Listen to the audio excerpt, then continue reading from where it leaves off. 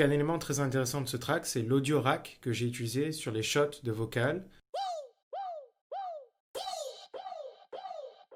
C'est vraiment une suite d'effets qui permettent tout simplement de rajouter de la stéréo au son et le faire ressortir à fond. Il y a du grain delay, corpus, phaser, plongeur, de la reverb, de la compression, de l'EQ, etc. Alors évidemment, c'est pas le genre de rack que tu vas utiliser sur une belle piste de vocal que tu as enregistrée où il y a des vraies paroles, mais c'est vraiment super pour tout ce qui est one shot, pour donner les côtés agressifs et tout simplement faire ressortir le son à fond. Donc ce qui est cool, c'est que quand tu auras téléchargé ce projet, tout ce que tu as à faire, c'est cliquer sur ce bouton-là, enregistrer ce rack dans ton Ableton Live, et puis dès que tu auras un son intéressant où tu veux justement le faire ressortir à fond, tu peux prendre ce rack et le mettre sur la piste.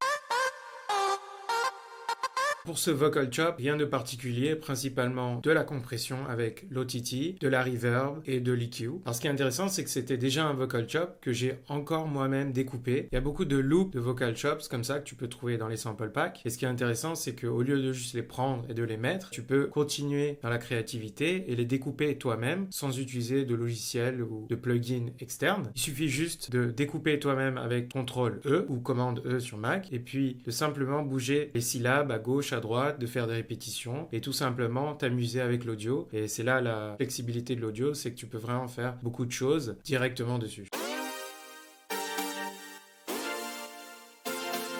Au niveau des accords, j'ai tout simplement utilisé 2 synthés et ce qui est intéressant, c'est qu'ils sont complémentaires. Un qui fait l'attaque et un deuxième qui va plus faire le corps du son, le release du son. Alors les accords sont très simples, ils sont en sol mineur. Tu verras que j'ai gardé un rythme assez précis et court. Pourquoi j'ai fait ça? C'est pour laisser l'espace aux drums. Et si au contraire j'avais laissé des notes comme ça, en longueur, ça aurait fait plus un effet pad et ça fait beaucoup moins rythmique et beaucoup moins dynamique. Alors pour mon son de sub, j'utilise un 808. Pour éviter que mon sub 808 clash avec mon kick, j'ai tout simplement utilisé un effet de fondu avec la touche A. Donc on peut utiliser des plugins, mais là, j'ai trouvé que c'était plus facile et plus rapide même de directement faire des fondus moi-même manuellement dans l'audio. Pour ajouter de l'énergie dans les mids, j'ai tout simplement rajouté une saw wave, de l'EQ où j'enlève tout ce qui est en dessous de 200 Hz pour éviter le clash avec ma 808 et de la très forte saturation pour pouvoir faire ressortir ces fréquences mids et highs que je voulais absolument. J'utilise aussi un EQ3 où tu peux enlever les lows, les mids et les highs directement en cliquant sur un bouton et c'est assez simple et c'est vraiment une coupure très nette et ça ressemble aux EQ que tu peux trouver dans une table de mixage de DJ. Au niveau du traitement des drums, j'ai utilisé un glue compresseur et surtout la parallèle compression. La parallèle compression, ça permet de mixer un son très compressé avec le son de base. On garde des transients, mais on rajoute du mouvement, du rythme et l'effet de pompage. Et l'avantage principal, c'est que finalement, la dynamique n'est pas très affectée puisque on a le bouton Dry Wet qui permet d'affiner l'ampleur de l'effet. Pour les claps, j'utilise 3 layers. Un layer qui va vraiment amplifier la fin du son.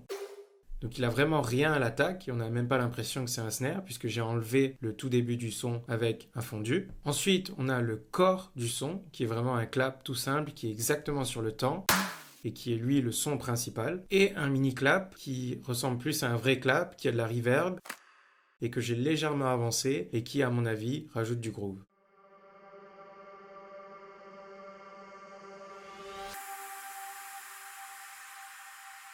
Alors quelque chose que j'aime beaucoup faire, c'est utiliser des sons de synthé, des one-shots que je vais mettre en reverse. Je vais utiliser du delay et de la reverb pour justement rajouter de l'ambiance. Alors c'est des sons qu'on n'entend pas et qui sont pas dans le devant du mix, ils sont vraiment derrière, mais ça rajoute des petites harmoniques, ça rajoute du mouvement à un son très électronique et très carré. Donc vraiment là, il y a une liberté totale, on peut vraiment tout essayer, tout tester et c'est ça qui donne aussi du caractère et un style à la production que tu vas faire. J'espère que ce tuto était utile, que tu as appris 2-3 trucs intéressants. N'hésite pas à m'envoyer un email si tu as des questions. Et puis, comme d'habitude, tu peux télécharger le projet en entier dans la description de cette vidéo. À plus.